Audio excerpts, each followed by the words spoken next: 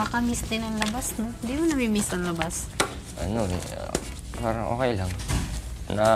Kasi parang once in a lifetime lang. Paglabas na natin, hindi tayo makakabalik. After one entire night na nakangiti si Matt, nag-volunteer na si Kim para palitan ang teen housemate na happy-go-lucky.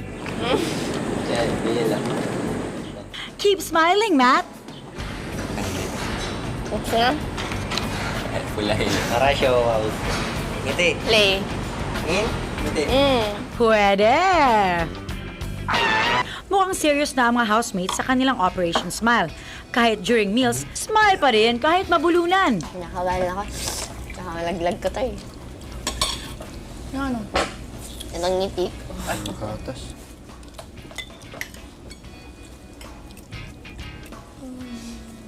After breakfast, balik sa kanilang radio task sina Claire. Gamit niya ang typewriter na ibinigay ni Kuya para gamitin nila sa kanilang script.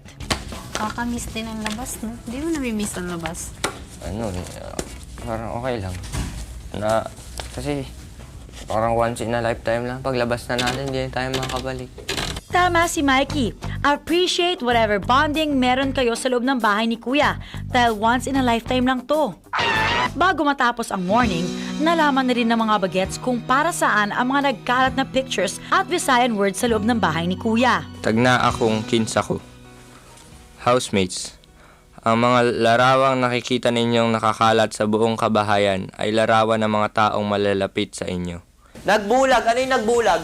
Using the Visayan words, kailangang bumuo ang mga teen housemates ng sentences para i-describe ang mga taong close sa kanila. Ano ba yung nasa? Nasa bandas? Kahit. Nasa Ayun o! bandang, nasa bandas? Ayun o, adto ko sa gig. Ay, semana. Ano to Ayun o. semana? Nahirapan ang mga housemates sa pagbuo ng mga Visayan sentences.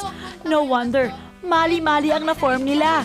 Nagkaila si Gerald Nagkaila si Shai o Gerald sa Pinoy Big Brother. Kinuha niya number mo? Ay, Kinuha niya mo. number. Sa Siya ang kumuha ng agency number ko. niya. Oh, kinuha niya number sa agency ko. Pitawag si Gerald. Sa agency muna. Sa agency. Sige siya. Alam ko na, akin yung tawag siguro. Bakit? Ang Chikoy ang tawag ni Claire sa iyang ayag. Kay... Di may chicks pa eh. Ha? May chicks. Basahin mo sa akin ang pag-uusap mo. Bisan nagka-amnesia, gihigugmak gihapon kaayo ni Brian si Brenda. In Tagalog, kahit nagka-amnesia, mahal pa rin ni Brian si Brenda. Nakigbulag si Matt kang Eugenie usa ka semana bago magsugod ang Pinoy Big Brother. Ibig sabihin, naghiwalay sina Eugenie at Matt isang linggo bago nagsimula ang Pinoy Big Brother.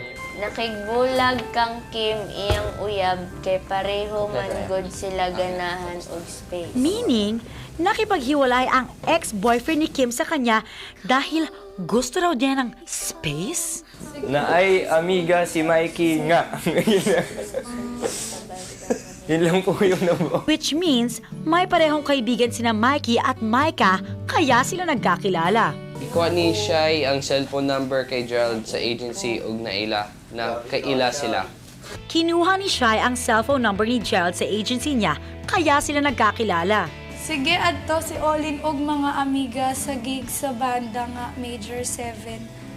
Yun lang po hindi ko na po alam to ni Ibog kaayo iyang. Meaning, palaging pumupunta sina Olin at ang kanyang mga kaibigan sa gigs ng Major 7 kasi crush nila si EJ. Among the housemates, si Claire lang ang tumama. Ang Chikoy ang tawag ni Claire sa iyang ayag. Kay ganahan ng good og chicks. Na ang ibig sabihin, pang Chikoy ang tawag ni Claire sa boyfriend niya kasi mahilig daw ang chicks. After the exercise, pinapili ni Big Brother ang mga housemates ng kanilang favorite Visayan word mula sa mga Visayan words na ginamit nila. Amiga. Kasi po friend po na babae.